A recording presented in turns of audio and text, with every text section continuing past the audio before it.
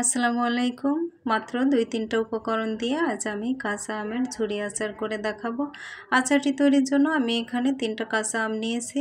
আমগুলো থেকে আমি খোসা ছাড়িয়ে নিয়েছি। এখন একটি গ্রেটার দিয়ে আমগুলোকে কুচি করে নেব। চাইলে বটির সাহায্যেও কুচি করে নিতে পারেন। সবগুলো আম আমি কুচি করে নিয়েছি। এখন কুচি করা আম ধুয়ে নেব, এর জন্য পর্যাপ্ত পানি দিয়ে দিয়েছি। আমটা ধুয়ে নিলে যদি অতিরিক্ত টক বা ময়লা থাকে সেটা বেরিয়ে যাবে। হাত দিয়ে চেপে আমের পানিটা ভালোভাবে ঝরিয়ে নিতে হবে।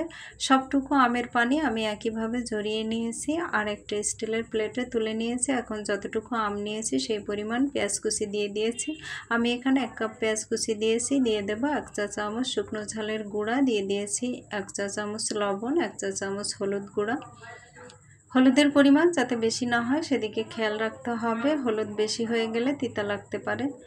এখন প্লেটের চারিদিকে ছড়িয়ে রোদ্রে শুকাতে দেব। কড়া রোদ্রে আমি একদিন এটা শুকিয়ে নিয়েছি, তবে এটা মুচমুচে করে শুকানো যাবে না, এভাবে একটু নরম অবস্থায় রাখতে হবে, কিন্তু এতে যেন কোনো পানি না থাকে সেদিকে খেয়াল রাখতে হবে। এখন আমার আচারটি তেলে দেওয়ার জন্য একদম রেডি। চুলায় পরিমাণ মতো সরিষার তেল বসিয়ে দিয়েছি গরম করে নেওয়ার জন্য। আচারে তেল দেওয়ার আগে তেলটা গরম করে নিতে হবে, তাহলে দীর্ঘদিন আচার ভালো থাকবে। যারা পাঁচফোড়ন পছন্দ করেন তারা এই পর্যায়ে পাঁচফোড়ন দিতে পারেন। আমার তেলটা গরম হয়ে গিয়েছে, এখন চুলা অফ করে দেব। একটা কাঁচের জার পরিষ্কার করে আগুনে সেক দিয়ে নিয়েছি। এখন এই জারের মধ্যে আমের ঝুরিগুলো দিয়ে দেব। চেষ্টা করবেন কাঁচের বয়ামে আচারটা সংরক্ষণ করার জন্য। এখন এর মধ্যে তেলটা দিয়ে দিয়েছি।